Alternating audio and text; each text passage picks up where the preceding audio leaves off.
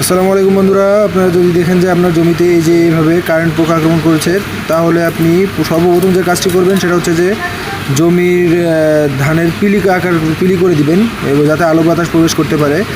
আর দ্বিতীয় কাজ করবেন, দেখবেন জমিতে যদি পানি থেকে থাকে সে পানি সরিয়ে ফেলবেন, জমিতে পানি থাকা চলবে না।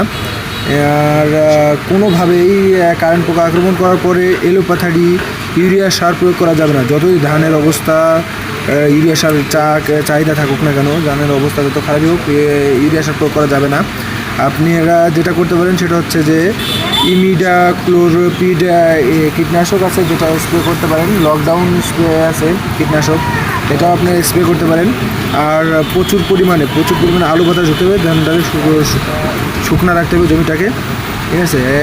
ইনশাল্লাহ আপনারা ভালো ফলাফল পাবেন এবং পরবর্তী ভিডিওতে আরও বিস্তারিত জানাবো। ধন্যবাদ সবাইকে।